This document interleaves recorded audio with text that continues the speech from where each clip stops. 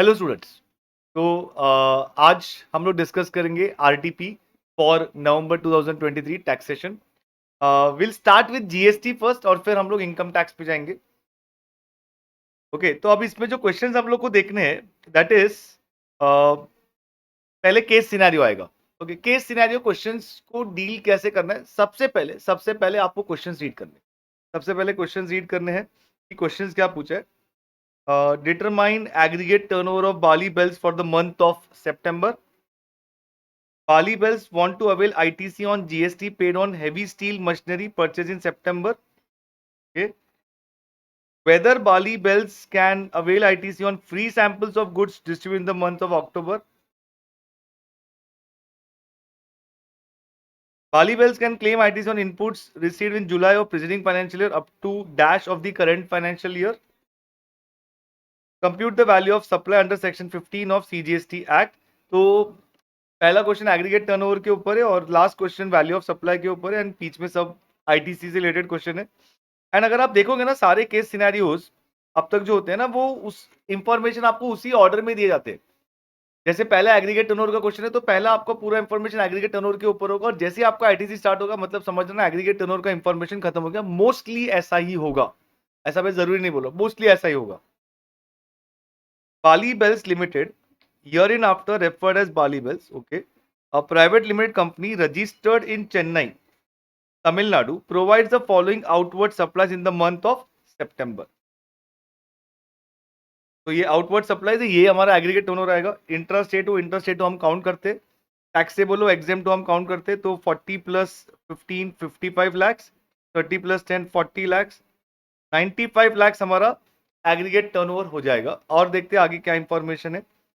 Bali Bells Limited sold land for rupees 2 crore excluding GST in the month of September. Sold land है, क्या ये हमारा aggregate turnover में आएगा? नहीं, ये एग्रीगेट टर्नओवर में नहीं आएगा because this is not supply. Aggregate turnover में हम सारे आउटवर्ड सप्लाई को इंक्लूड करते हैं, दिस इज नॉट सप्लाई। ये शेड्यूल 3 पैरा 5 में इसको हम लोगों ने स्पेसिफिकली एक्सक्लूड किया हुआ है, ये नहीं आएगा। बाली बेल्स परचेज में आ गए, मतलब हम आईटीसी में आ गए, तो एग्रीगेट टर्नओवर जो है हमारा 95 लैक्स होगा। एग्रीगेट टर्नओवर कितना होगा? 95 लैक्स होगा। फर्स्ट क्वेश्चन का आंसर हो जाएगा ऑप्शन बी। फिर सेकंड क्वेश्चन हैवी स्टील पे ही था, heavy steel machinery purchase one heavy steel machinery in the month of September for rupees 1 lakh excluding GST 18%। बाली बेल capitalize the full value of machinery along with GST. Section 16(3) में हमने पढ़ा था कि अगर हम आईटीसी पार्ट पे भी डेप्रिसिएशन क्लेम कर लेते तो हम आईटीसी क्लेम नहीं कर सकते on the same in its books of accounts and claim depreciation on the full value of machinery. तो इसके ऊपर हम आईटीसी क्लेम नहीं कर पाएंगे। आई थिंक वही क्वेश्चन था। ITC on the machinery cannot be availed since depreciation has been claimed on GST paid on machinery under Income Tax Act 1961। यही सही ऑप्शन है। लेकिन जब भी ऐसे क्वेश्चन होंगे जहां पे पूरा थियोरेटिकल आंसर है तो आई वुड रिकमेंड सारे ऑप्शंस को आप रीड करो। ITC on the machinery shall be allowed to the extent of 50%। नहीं, ITC on machinery shall be allowed in current financial year full। तो ये ऑब्वियसली सारे करेक्ट ऑप्शंस नहीं है, सारे इनकरेक्ट ऑप्शंस है। ऑप्शन ए हमारा करेक्ट आंसर है। फिर फ्री सैंपल के ऊपर क्वेश्चन है। Apart from this, Bali Bells has a tax invoice dated 25th July of last financial year with respect to an inward supply of 50,000. The company has not availed ITC on said invoice. Okay. Last financial year का उनके पास invoice है। तो इस financial year में मतलब current financial में 30 नवंबर तक और date of filing of annual return whichever earlier वहां तक वो आईटीसी क्लेम कर सकते। उसके ऊपर एक क्वेश्चन था।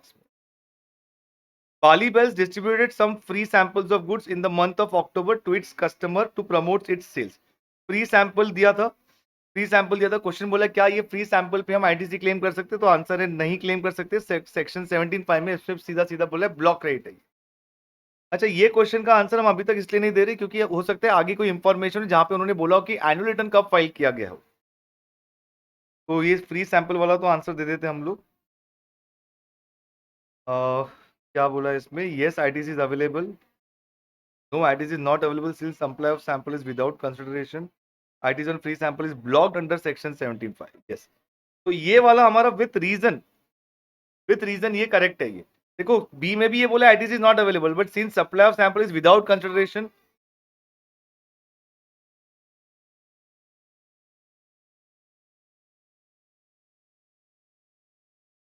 this is blocked under section 17(5). Bali Bells made a supply during November, details of which are as follows. Basic price of the product before TCS 45,000, tax credit at source under Income Tax Act 1961. TCS को हम add नहीं करते value of supply में। It received subsidy of 3,500 from Bharat foundation, मतलब non government agency है, for usage of green energy, and subsidy was linked to the units of energy. Subsidy is not linked with price. Subsidy is not linked with price. It is not related to product. ये कुछ units of energy save कर रहे हैं, उसके ऊपर ये subsidy है, तो इसको भी हम ऐड नहीं करेंगे। 45,000। Bali Bells has not furnished its annual return for the preceding financial year till the end of November. तो मतलब 30 नवंबर तक रिटर्न फाइल नहीं किया, वो बता दिया है, और वो दिसंबर में फाइल करने वाले, मतलब 30 नवंबर, और date of filing of annual return जो है वो 30 नवंबर ही अर्लियर होगा। तो अब हमारा इस क्वेश्चन का आंसर हो जाएगा, हम ITC कब तक क्लेम कर सकते हैं? 30 नवंबर तक क्लेम कर सकते हैं। वैल्यू ऑफ सप्लाई हमने कैलकुलेट किया था 45,000। लेकिन एक बार और पढ़ लेते कि कुछ और इन्फॉर्मेशन हमारा बचा तो नहीं है। Assume that there is no other outward inward supply transaction apart from opposite transaction in the month of September, October, November. All the amounts given above are exclusive of taxes. Okay, तो I think हमने सारे question answer कर दिए इसमें। Chill limited Delhi registered supplier, अब पहले इसमें ये सब्जेक्टिव क्वेश्चन है ये, लेकिन पूछा क्या है उन्होंने, compute net GST payable in cash by Chill Limited for the month of March. Manufacturing Machineries has made a taxable supply of machinery during the month of March. It furnished the following details for each such machinery supplied. List price of machinery exclusive of tax है, ये तो obviously value of supply का part बनेगा। Subsidy received from central government for supply of machinery to government school, exclusive related to supply of machinery included at serial number 1. Okay. Subsidy received from an NGO for supply of machinery to an old age home, तो ये वाला तो add नहीं होगा, इसको हम add करेंगे। अगर क्वेश्चन में ऐसा दिया हुआ है that above price is after considering the subsidy, tax levied by municipal authority, packing charges, ठीक है। अब इसके बारे में क्या इंफॉर्मेशन है कि ये सब को हमने कंसिडर किया या नहीं किया। The list price of the machinery is after considering two subsidies, okay. However, the other charges, taxes, fees are charged to the customer over and above the list price. तो yes, इसमें हम 2 lakh add कर देंगे, 2,50,000 add कर देंगे, 1,25,000 add कर देंगे। Further, the company has provided the following information pertaining to purchases made, services। अब purchases आ गया, तो पहले तो ये 10 lakh plus 2 lakh 12 lakh plus 2,50,000 plus 1,25,000। मैं जस्ट कैलकुलेटर लेके आ जाता हूँ, just give me a minute.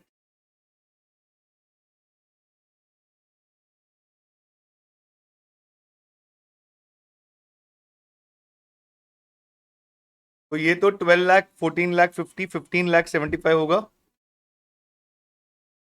15 lakh 75 पे, हाँ 15 लाख 75 होगा।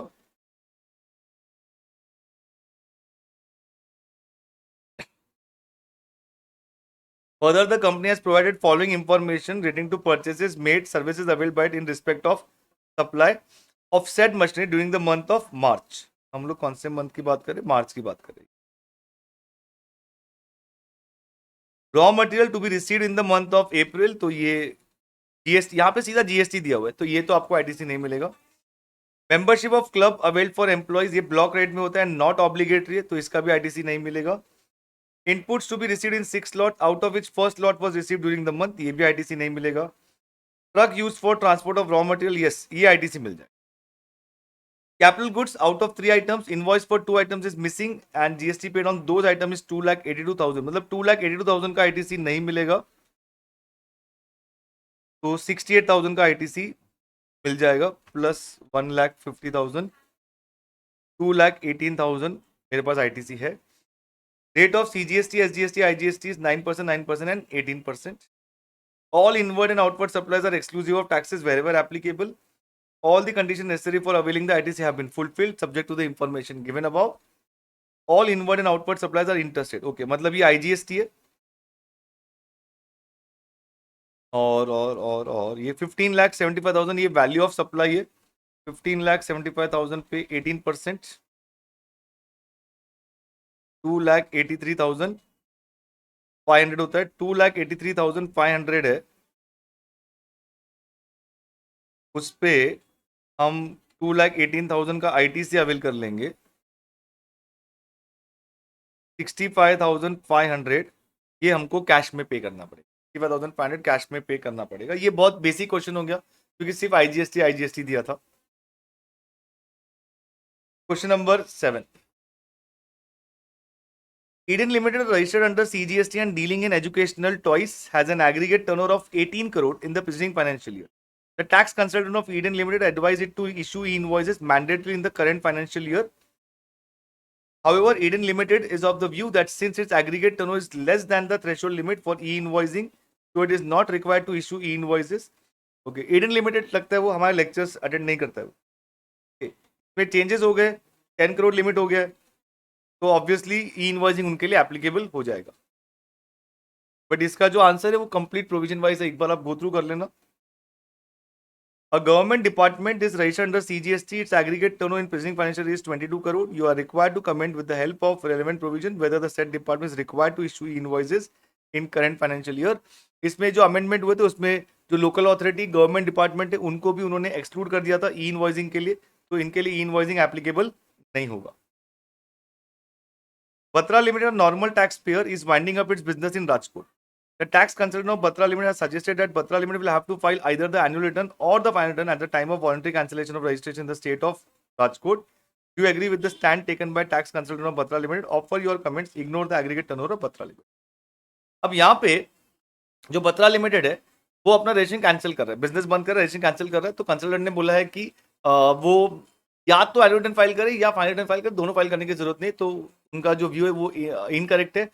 एनुअल रिटर्न तो फाइल करना ही पड़ेगा और साथ में फाइनल रिटर्न भी फाइल करना पड़ेगा। फाइनल रिटर्न जो फाइल होगा that will be within 3 months from the date of cancellation of registration or the date of order of cancellation of registration with whichever is later। और जो annual return का date है वो उसमें annual return भी file करना पड़ेगा। Mr. Shamnath, a registered person, has caused movement of goods of consignment value exceeding rupees 50,000 in relation to a supply and thus generated an e-way bill. However, after generation of an e-way bill, he found a mistake in the e-way bill and wants to edit it. Edit हो ही नहीं सकता, e-way bill edit नहीं हो सकता। अगर आपने e-way bill में mistake कर दिया तो विदिन 24 आप उसको कैंसिल कर दो, नया e-way bill बनाओ, लेकिन e-way bill edit नहीं हो सकता। Examine the implication of GST on payment of honorarium to GST anchors. इसमें जस्ट एक एक्सप्लेनेशन आया जिसमें बोला कि इस ऑनोरियम को जो हम पेमेंट एज एन ऑनोरियम जो गेस्ट एंकर्स को जो हम पेमेंट देते हैं उसके ऊपर भी जीएसटी एप्लीकेबल होता है। That is also taxable supply.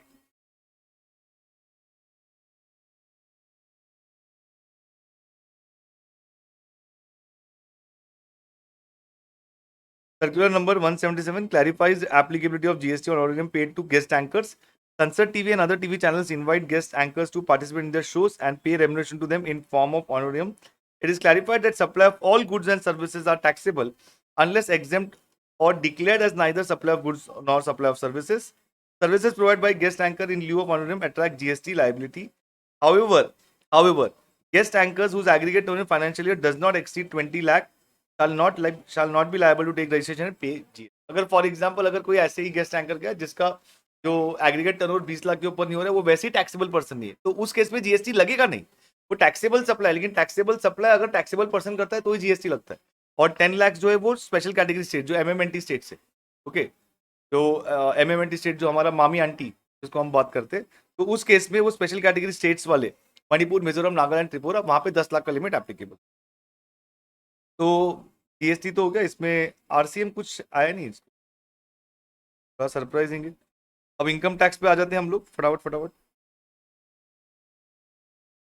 Again case scenario, पहले क्या पढ़ेंगे, पहले क्वेश्चंस पढ़ेंगे। क्या बोला है, what is the amount of salary chargeable under that salaries to mister Shan. तो पहले इनकम फ्रॉम सैलरी कैलकुलेट करना है। What is the amount of deduction available to mister Shan under chapter 6 से, अंडर चैप्टर 6 से का डिडक्शन हमको कैलकुलेट करना है। What is total income? Obviously मतलब सैलरी कैलकुलेट कर लिया, दूसरे इनकम, यहाँ पे दूसरे इनकम कैलकुलेट करेंगे तो ग्रॉस टोटल इनकम आ जाएगा, डिडक्शन हमारे पास हो गई तो टोटल इनकम आ जाएगा. Compute tax liability of mister शान. Compute tax liability of Mr. Shan for AY 23-24 if he opts for the provision of Section 115 BSc. Assume that the figures of profits and gains from business or profession remains same under Section 115 BSc also. Okay तो मतलब 1 to 4 में कहीं पे भी 115 BSc हमको opt नहीं करना है. फिफ्थ के लिए खाली हम लोग को 115 बीएससी के हिसाब से आंसर देना है. ओके देन फिर नेक्स्ट क्वेश्चन चालू हो जाएगा. चलो अब इंफॉर्मेशन पढ़ते हैं, पहले सैलरी कैलकुलेट करना.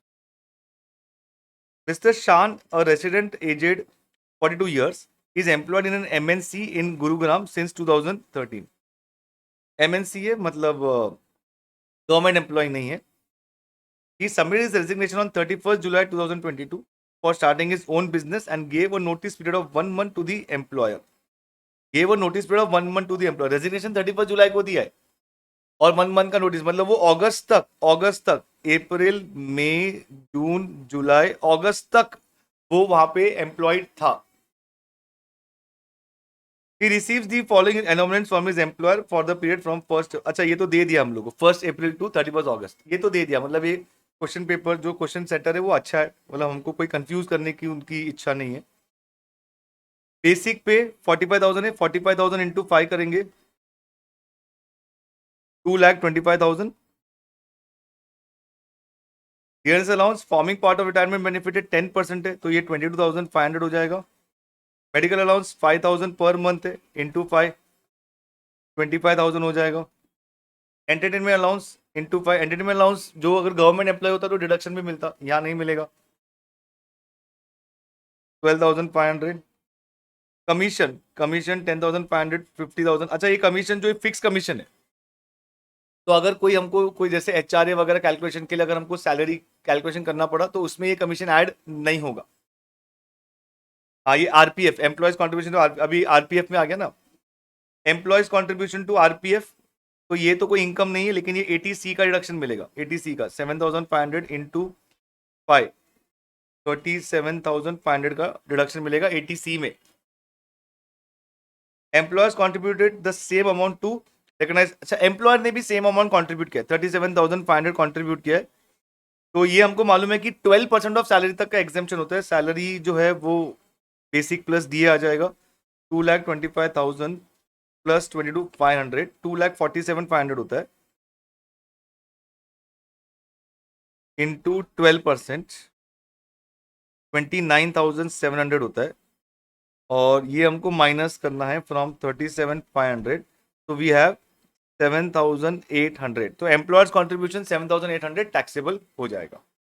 Interest accrued in recognised provident fund is at the rate of 13%. हमको ये मालूम है कि 9.5% तक एग्जेम्प्ट होता है तो 14,300 13% है तो 9.5% कितना होगा 14,300 इंटू 9.5 डिवाइड बाय 13. क्या कैलकुलेशन किया है मैंने 14,300 इंटू 9.5 डिवाइड बाय 13 10,450 इतना एग्जेम्प्ट होगा. अब इसमें हम ऐड इसमें माइनस इसको माइनस करना है 14,300 से 3,850 हो जाएगा. अब उसके बाद इन अक्टूबर 2022 ही स्टार्टेड द बिजनेस. मतलब यहां से देखो बिजनेस का इंफॉर्मेशन शुरू हो गया, अक्टूबर बिजनेस का इंफॉर्मेशन शुरू हो गया क्योंकि अगस्त तक वो जॉब कर रहा था, उसके बाद उसने रिटायरमेंट लिया, फिर उसने बाद में बिजनेस चालू कर दिया. तो अब इसको हम पहले इनकम फ्रॉम सैलरी कैलकुलेट कर लेते हैं तो 2,25,000 plus 22,500 plus 25,000 plus 12,500 plus 50,000 plus 7,800 plus 3,850 तो ये हो जाता है 3,46,650 माइनस 50,000 स्टैंडर्ड डिडक्शन आ जाएगा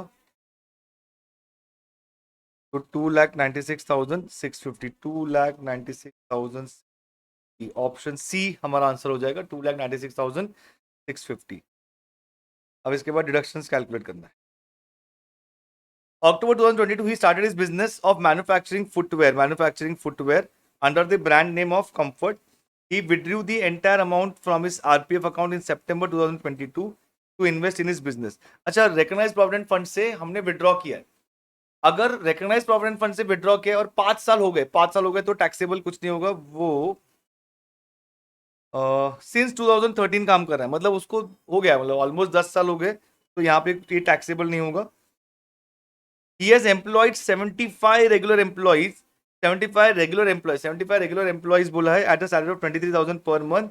तो यहाँ पे हमको याद आना चाहिए सेक्शन 80 JJAA का डिडक्शन मिलेगा, सेक्शन 80 JJA का डिडक्शन मिलेगा। अगर लेट्स से अगर कुछ और नहीं बोला हो तो डिडक्शन इसमें कितना मिलेगा, 75 एम्प्लॉयज है और कभी 1 नवंबर को रिक्रूट किया, तो नवंबर दिसंबर जैन फेब मार्च 5 महीने के लिए, और कितना सैलरी दे रहे हैं हम उनको, 23,000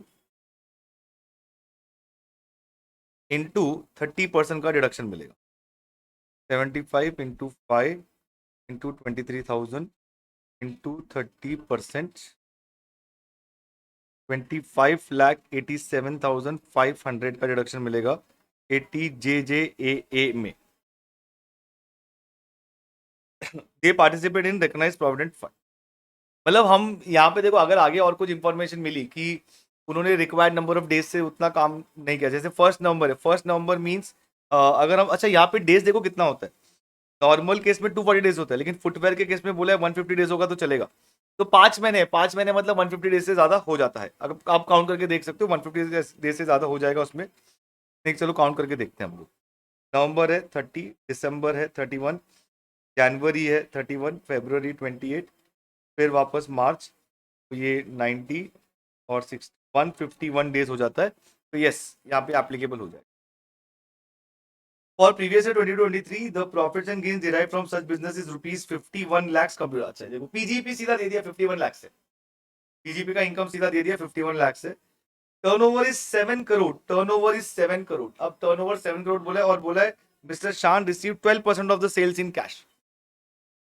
अब ये इसमें क्या बताना चाहते हैं, इसमें ये बताना चाहते हैं कि देखो, टैक्स ऑडिट के लिए आपके 3 लिमिट्स होते हैं, 1 करोड़ होता है, 2 करोड़ होता है और 10 करोड़ होता है। मतलब 1 करोड़, 2 करोड़, मतलब 2 करोड़ क्या, अगर जो 44 AD वगैरह के लिए 2 करोड़ हो जाता है, क्योंकि 2 करोड़ तक अगर आप 44 AD ऑप्ट करते हो तो आपके लिए टैक्स ऑडिट एप्लीकेबल नहीं होते। वैसे 1 करोड़ वाला लिमिट है, और किसके लिए 10 करोड़ भी लिमिट हो सकता है, अगर उनका sales as well as purchases में कम से कम 95% जो है वो अकाउंट पे चेक, अकाउंट पे ड्राफ्ट या फिर ईसीएस से ट्रांजेक्शन हो रहे।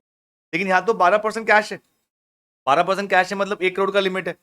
ओके, 10 करोड़ का लिमिट, हायर लिमिट नहीं है, और इनका टर्नओवर 7 करोड़ है, मतलब इनके लिए 44A भी एप्लीकेबल हो जाता है। और सेक्शन 80 JJA में डिडक्शन क्लेम करने के लिए कंडीशन है कि आपको टैक्स ऑडिट करवाना होता है। तो यहाँ पे बाय डिफॉल्ट हमको समझ में आया कि टैक्स ऑडिट हो रहा है, यहाँ पे टैक्स ऑडिट हो रहा है। 1 December 2022 he has purchased a house property for rupees 90 lakh for self occupation।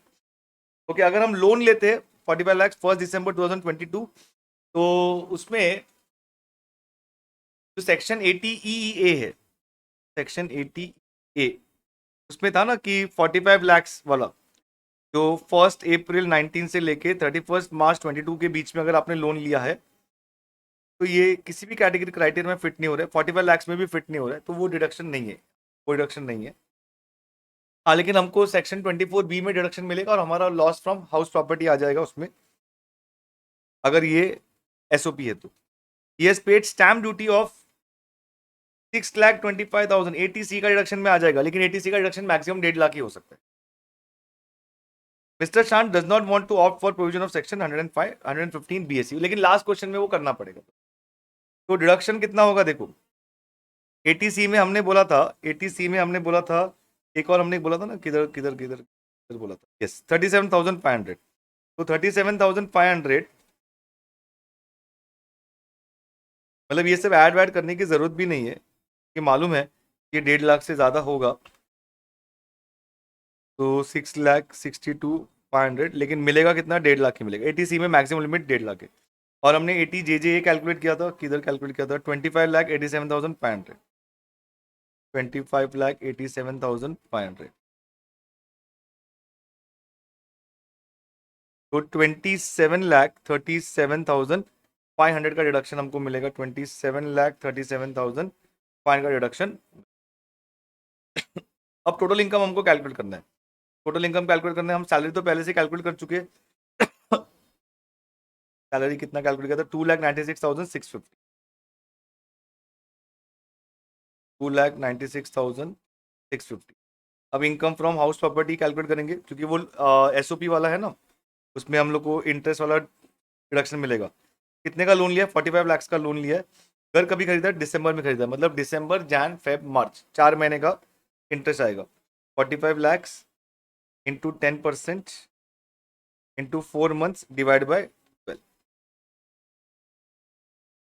10% 4 divide by 12, तो 1,50,000, तो पूरा 2 लाख तक का मिल सकता है, तो पूरा 1,50,000 हमारा लॉस फ्रॉम हाउस प्रॉपर्टी आ जाएगा और ये पूरा सैलरी के साथ सेट ऑफ भी हो जाएगा। अब आते हैं हम लोग पीजी पे। पीजीपी में कुछ 51 लाख दिया था ना उन्होंने, सीधा दे दिया था कंप्यूटेड 51 लाख। 51 लाख यहाँ पे कंप्यूटेड दे दिया था। तो सबको ऐड कर लेंगे हम लोग। 296,650 माइनस 1,50,000 प्लस 1,52,46,650, ये हो जाएगा हमारा ग्रॉस टोटल इनकम। डिडक्शन हमने अभी कैलकुलेट किया था 27,37,500, 27,37,500, 25,09,150, ऐसा ऑप्शन। हाँ, ऑप्शन ए हमारा आंसर है, 25,09,150। Compute tax liability of mister Shaan. Compute tax liability of mister Shaan. अब यहाँ पे देखना, 25,09,150 पे हम लोग टैक्स कैलकुलेट करते हैं। 25,09,150 पे टैक्स कैलकुलेट करते हैं। तो हमको ये मालूम है कि अगर सीनियर सिटीजन नहीं है तो 10 लाख तक तो 1,12,500 का टैक्स होता है। तो 25,09,150 माइनस 10 लाख पे 30% में 1,12,500 ऐड कर देंगे। कोई सरचार्ज नहीं है, कोई रिबेट नहीं है। 565,245 है और इस पे हम 4% सेस ऐड कर देंगे, तो 5,87,854.8 है। तो 855 होगा ये, और उस पर फिर हम लोग राउंड ऑफ करेंगे तो 5,87,860 आ जाएगा। 5,87,860 आ जाएगा। अब ऐसा सीधा आपको ऑप्शन दिख रहा है, 5,87,860 ऑप्शन दिख रहा है, लेकिन नहीं, यही एक ट्रैप है। मैं गारंटी बोलता हूँ इस क्वेश्चन में मैक्सिमम स्टूडेंट्स मिस्टेक कर लेंगे, क्योंकि वो टैक्स कैलकुलेट कर लेंगे और एग्जाम टाइम में अगर आपको ऑप्शन दिख गया आपके कैलकुलेशन के बाद, तो उसके बाद आपका दिमाग फिर जो है वो सोचना बंद कर देता है। यहाँ पे हमको याद रखना है कि इंडिविजुअल के लिए एएमटी होता है, alternate minimum tax. Alternate minimum tax होता है। ऑल्टरनेट मिनिमम टैक्स के लिए दो कंडीशन होती है, तो ऑल्टरनेट मिनिमम टैक्स एप्लीकेबल होता है इंडिविजुअल के लिए। पहला कंडीशन, अगर वो कोई भी डिडक्शन क्लेम कर रहे, कोई भी डिडक्शन क्लेम कर रहे, एटीएच से लेके एटी आरआरबी तक, एटीएच से लेके एटी आरआरबी तक अगर कोई भी डिडक्शन क्लेम कर रहे, इस क्वेश्चन में हमने एटी जेजेए का डिडक्शन क्लेम किया हुआ है। ओके, एटीएच से लेके एटी आरआरबी एक्सेप्ट एटीपी होता है, लेकिन हमको वैसे सब पूरा सिलेबस में है ही नहीं, तो इसलिए वो एटी जेजेए देखना है, सेक्शन 30 पे एडी देखना है और सेक्शन 10 ए देखना है। ये तीन डिडक्शन अगर वो क्लेम कर रहे, ये तीन डिडक्शन अगर वो क्लेम कर रहे, तो उस केस में उसके बाद एडजस्टेड टोटल इनकम अगर 20 लाख के ऊपर होता है तो एएमटी एप्लीकेबल हो जाता है। तो यहाँ पे तो बिना एडजस्टेड टोटल इनकम भी 20 लाख के ऊपर होता है, तो पक्का एडजस्टेड टोटल इनकम आ जाएगा। तो एडजस्टेड टोटल इनकम कैसे कैलकुलेट करते हैं? टोटल इनकम आपका कितना है? 25,09,150। इसमें आपने जो डिडक्शन क्लेम किया था एटी जे जे ए वाला, 25,87,500, उसको ऐड बैक कर लेंगे, उसको ऐड करेंगे हम लोग, तो कितना आएगा? 25,09,150 प्लस प्लस प्लस प्लस 25,87,500,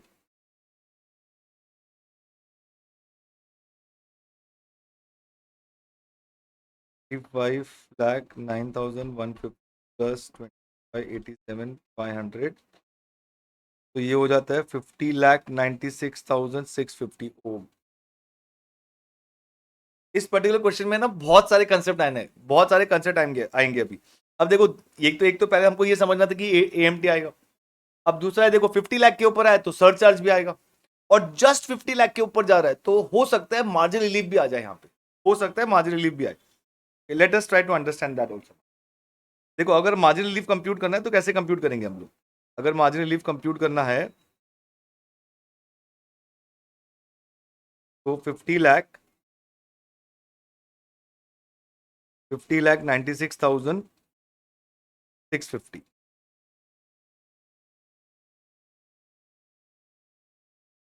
भाई ऊपर ही रह गया।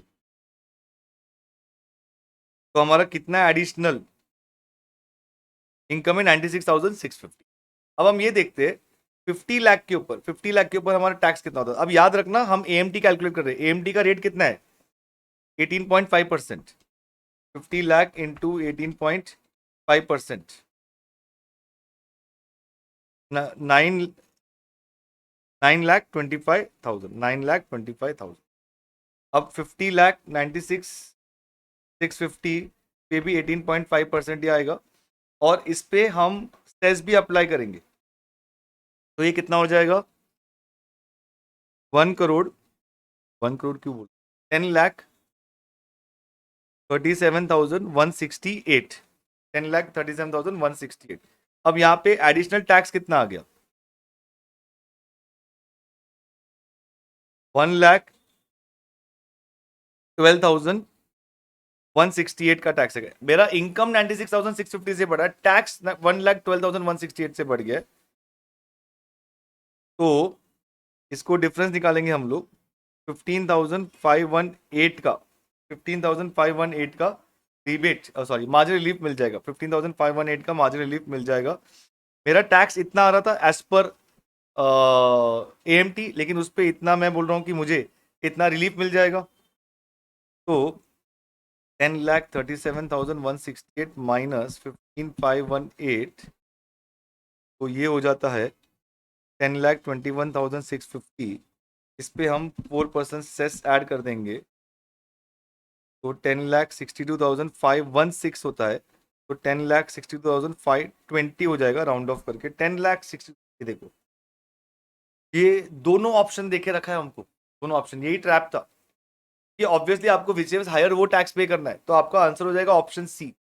मैक्सिमम स्टूडेंट्स यहाँ पे आके ये कैलकुलेशन करके छोड़ देंगे, बोलेंगे आंसर मिल गया, बात खत्म हो गई। Compute tax liability of Mr. Shan for AY 23-24 if he opts for the provision of 115 BAC. Assume that the figure of profits and gains from business or profession remains the same under section 115 AC. अब 115 BAC के लिए हमको ये समझना है कि इसमें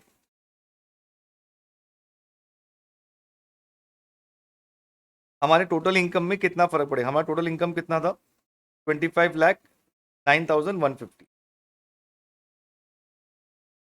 25,09,150।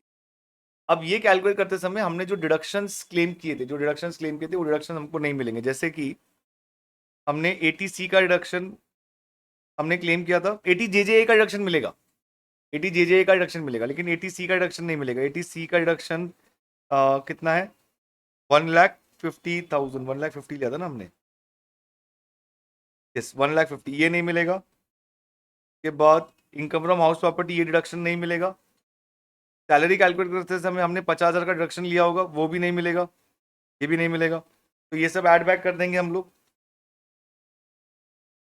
ये 1,50,000 जो है ये 80C वाला है, जो 50,000 है ये 16(1)(a) वाला है। फिर जो 1,50,000 जो हमने लॉस बताया था इनकम फ्रॉम हाउस प्रॉपर्टी, ये भी नहीं कर पाएंगे हम लोग। तो 25,09,150 प्लस 2,03,50, तो यहाँ पे आ जाएगा 28,59,150। अब 28,59,150 जो है, अब इसमें जो न्यू स्लैब है उसमें 15 लाख का टैक्स हमको मालूम होना चाहिए। 15 लाख का टैक्स जो है वो कितना होगा 1,87,500।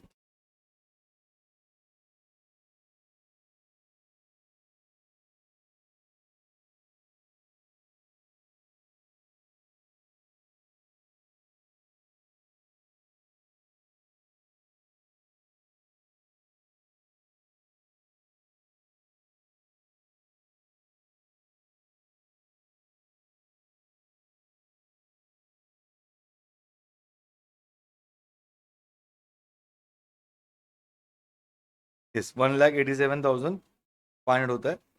अब 28,59,150 माइनस 15 लाख, क्योंकि वहां तक हम टैक्स निकाल चुके हैं, बचे हुए अमाउंट पे 30% आएगा, तो दैट कम्स टू 4,07,745। इन दोनों को ऐड करेंगे 1,87,500, तो दैट कम्स टू 5,95,245। इसमें 4% सेस ऐड कर देंगे हम लोग, दैट कम्स टू 6,19,005 6,19,054.8 है, तो वो 60 हो जाएगा। 6,19,060। अरे यहाँ पे हमने एएमटी चेक नहीं किया। जो 115 बीएससी जो ऑप्ट करता है उसके लिए एएमटी नहीं होता है। मिस्टर कश्यप, सीईओ ऑफ शाई limited, purchase a BMW 1.15 crore. वाह क्या बात है। On 23 September 2019 for his personal use. 28 Feb 2023 sold his car for 1 crore and incurred an expenditure of 2.74 lakh for transferring the ownership of a car. Compute taxable capital। Car है, car personal use के लिए, वो capital asset ही नहीं होता है, तो कुछ gain loss आएगा नहीं, नील हो जाएगा, खत्म। मतलब इतना सब जबरदस्त क्वेश्चन देने के बाद फिर वो कुछ ना कुछ रिलीफ भी दे रहे हैं हम लोग को। ऐसे एग्जाम में भी ऐसे ही मिक्स होता है question. Mister Sunil has filed return of loss for AY 2023 on 31st July 22 and received a total refund of 44,500. On 15 September 23, he would like to furnish updated। ओ यहाँ पे हम 139.8A पे आ गए। Updated return, updated return important, very important. Updated return of income, हमने हमने updated return में हमने क्या बोला था कि जितना भी आपका टैक्स लायबिलिटी है प्लस इंटरेस्ट, अगर आप 12 महीने के अंदर भर देते हो, 12 महीने के अंदर भर देते हो तो 25% एडिशनल भरना पड़ेगा। और 24 महीने, 12 महीने के बाद, लेकिन 24 महीने के अंदर भरते हो तो 50%। 24 महीने के बाद तो भर ही नहीं सकते। तो विद इन 12 मंथ्स अगर आप भरते हो 25% आपको एडिशनल टैक्स भरना पड़ता है, और 12 मंथ्स के बाद विद इन 24 मंथ्स तो 50% एडिशनल टैक्स भरना पड़ता है आपको।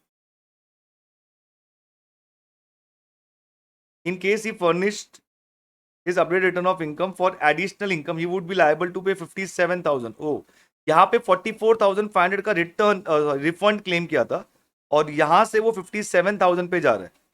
मतलब उसका टैक्स कितना बढ़ गया है? उसका टैक्स बढ़ जाएगा 57,000 प्लस 44,500। मतलब आप ये समझो, जैसे फॉर एग्जाम्पल अगर किसी का पहले 10 रुपए का टैक्स था और 25 रुपीज का टैक्स होगा, तो 25 माइनस 10 करेंगे ना, 15 का डिफरेंस होगा।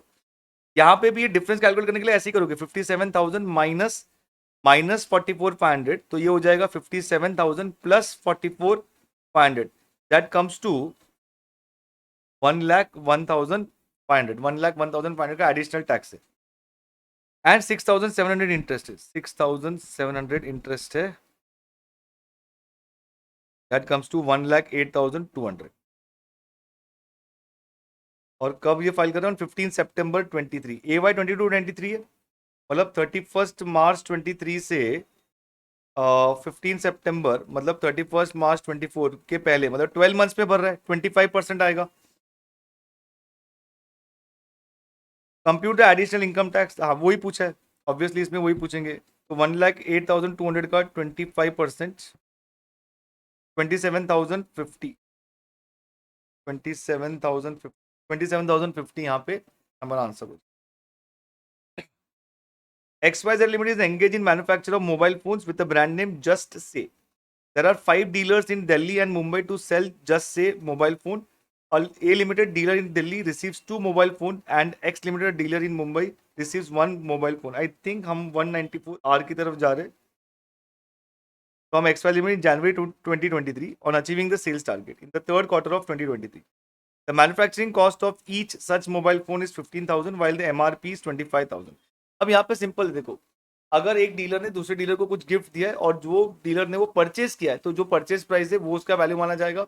और अगर खुद मैन्युफैक्चर करता है तो वो कस्टमर को जितने में बेचता है वो उसका वैल्यू माना जाएगा। कस्टमर को एमआरपी यहाँ पे 25,000 है। The price charge from the customer for such mobile phone is after providing 22% discount. तो 25,000 में अगर हम 22% डिस्काउंट अप्लाई करते हैं तो 19,500 आ जाएगा मोबाइल फोन। अगर वैल्यू 20,000 से ज्यादा नहीं होता है तो 194R एप्लीकेबल नहीं होता है। अगर वैल्यू 20,000 से ज्यादा नहीं होगा तो 194R एप्लीकेबल नहीं होगा। अब यहाँ पे उन्होंने क्या बोला था? अ डीलर इन दिल्ली रिसीव्स 2 मोबाइल। जो दिल्ली में है वो 2 मोबाइल मिल रहे हैं, मतलब 39,000 है। इस पे 10%, मतलब 3,900 TDS एप्लीकेबल हो जाएगा। डीलर इन मुंबई 1 मोबाइल, तो उसके लिए कोई TDS नहीं आएगा क्योंकि वैल्यू 20,000 से ज्यादा नहीं हो रहा है। Is XYZ Limited liable to deduct tax at source giving the mobile phone to A Limited and X Limited? A Limited कौन है? A Limited दिल्ली वाले। A Limited के लिए 3,900 है, yes, and no TDS from X Limited। तो यही answer है हमारा। एक बार बाकी भी देख लेते हैं। नहीं 3,000 नहीं, 5,000 नहीं, ये भी नहीं। बस तो ऑप्शन ए हमारा आंसर हो जाएगा इसमें। I hope this is clear you all.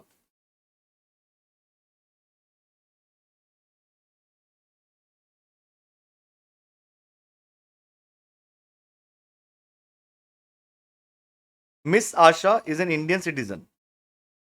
Question क्या है पहले एक बार वो देख।